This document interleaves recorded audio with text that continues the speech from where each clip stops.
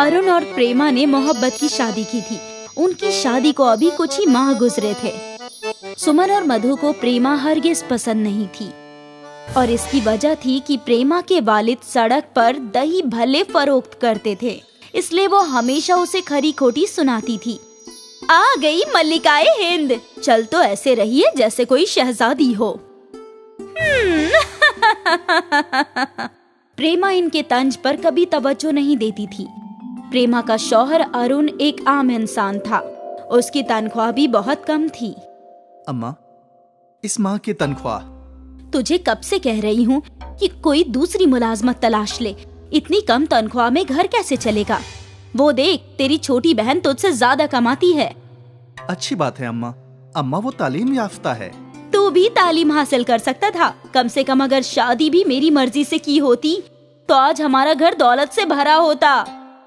अम्मा, अभी भी भर सकता है अगर भाईजान काम छोड़कर सड़क पे दही भल्ले फरोख्त करे। तू बीच में ना बोल।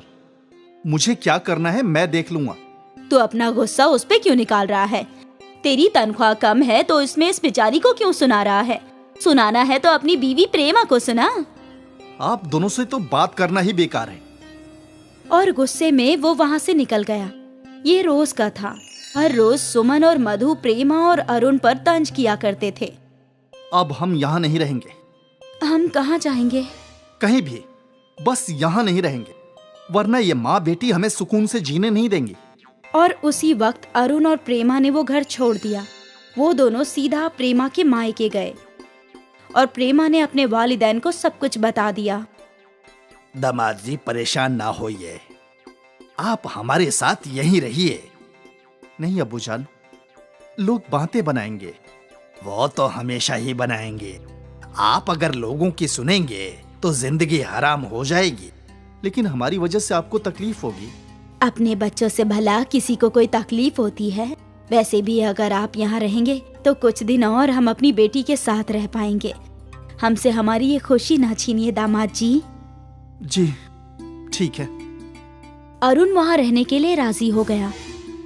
अरुण रोज सुबह 8 बजे अपने काम के लिए निकल जाया करता था और शाम को 6 बजे लौट आता था और फिर अपने सास ससुर के साथ हंसी खुशी गुफ्तगू किया करता था। ऐसे ही हंसी खुशी में कई रोज गुजर गए। एक रोज अरुण मायूस घर लौटा। क्या हुआ? इतने मायूस क्यों हैं? क्या बताऊं, मेरी कंपनी बंद हो गई। क्या? ये कहिए क्यों? कंपनी को बेहद नुकसान हो रहा था, इसीलिए रातों रात कंपनी बंद कर रहे हैं। लेकिन बेटा, ऐसा थोड़ी ना होता है। आप फिक्र मत कीजिए, आपको दूसरी मुलाजमत जल्दी मिल जाएगी। अरुण मायूस था। वो कब्ल ही अपनी बीवी के मायके में रहना नहीं चाहता था और अब उसकी नौकरी जाने के बाद वो उन पर बोझ बनने वाला था। अगली सुबह अरुण दूसरी मुलाजमत तलाशने के लिए चला गया। वो कई दुकानों पर गया, लेकिन उसे कोई मुलाजमत नहीं मिली।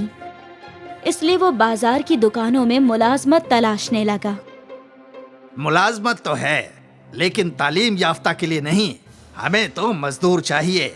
वो भी कर लूंगा। ठीक है, तो कल से आ जाओ। सुबह 10 बजे तनख्वाह 5000 होगी तुम्हारी। अरुण राजी हो गया।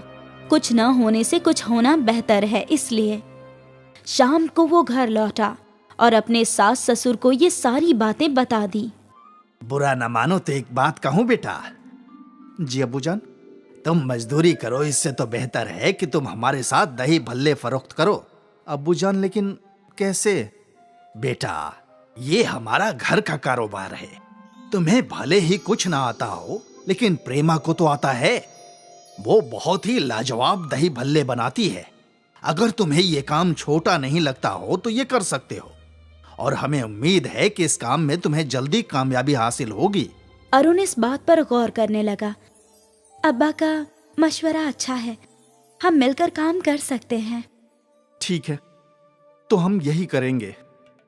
अरुण राजी हो गया, क्योंकि भले ही ये एक छोटा काम हो, उसके अपने उसके साथ थे। अगले रोज सुबह सुबह प्रेमा और उसकी अम्मा ने दही भल्ले बनाए और फिर अरुण और विजेंद्र साथ में दही भल्ले फरोख्त करने चला गया। दही भल्ले, दही भल्ले, खट्टे मीठे जायकेदार दही भल्ले। अरुण की आवाज सुनकर कुछ खरीदार उनके ठेले पर आए। एक प्लेट देना, तीखा ज्यादा रखना। जी। अरुण ने दही भल्लों को प्लेट में लगाया, उस पर दही और चटनियां डालकर खरीदार को दे दिया। वाह वाह, ये तो बहुत लजीज है। और फिर कुछ और ग्राहकों ने दही भल्ले खाए। सबको जायका पसंद आया। अरुण और विजेंद्र ने आज 500 रुपए कमाए। ये देखकर अरुण बेहद खुश था। फिर क्या था, अरुण और विजेंद्र जी रोज अपना दही भल्ले का ठेला लगाते और खरीदार बड़े मजे से उनके दही भल्ले खाने लगते। एक ही माह में उन दोनों ने अच्छे खासे पैसे कमा लिए थे। ये देखो प्रेमा, इतने सारे पैसे, ये तो मेरे पूरे माह की तनख्वाह से कई गुना ज्यादा है। अच्छा है। मैं नहीं कहता था कि हम सब एक साथ काम करेंगे तो हमारी बरकत ही होगी। जी अब्बू। अरुण और विजेंद्र जी एक साथ और ज्यादा मेहनत करके दही भल्ले फरोख्त कर पैसे कमाने लगे। एक ही साल में अरुण ने अपना घर खरीद लिया और उसने विजेंद्र जी के साथ मिलकर बाजार में एक दुकान भी खरीद ली। अब वो दोनों अपनी खुद की दुकान में दही भल्ले फरोख्त किया करते थे और उन्होंने कुछ और लोगों को भी काम पर रख लिया। मुझे आज तक इल्म नहीं था कि खानदान की ताकत क्या होती है, लेकिन तुम्हारे वालिदैन ने मुझे ये समझा दिया। वो दोनों बहुत अच्छे हैं। और आप भी। उसी वक्त उसके घर की घंटी बजी। प्रेमा ने दरवाजा खोला तो दरवाजे पे उसकी सास और ननद थी। आइए आइए अम्मा, अंदर आइए। प्रेमा की सास और ननद घर के अंदर दाखिल हुए। बेटा, हमें माफ कर दो मेरी बहू, हमसे बहुत बड़ी गलती हो गई। हमने तुम लोगों के साथ बहुत गलत किया, हमें माफ कर दो। गिरगिट से भी तेज रंग बदलती हैं आप दोनों। आज जब हम दोनों के पास पैसे आ गए तो आप लोग हमसे माफी मांग रहे हैं। अब मुझे आप दोनों की जरूरत नहीं है। मेरे बुरे वक्त में आपने मेरा साथ नहीं दिया और अब मेरे अच्छे वक्त में आप मेरे पास दौड़ी चली आई। अरुण ने अपनी वालिदा और बहन को बहुत खरी खोटी सुनाई और वो लोग शर्मिंदा होकर वहां से चले गए।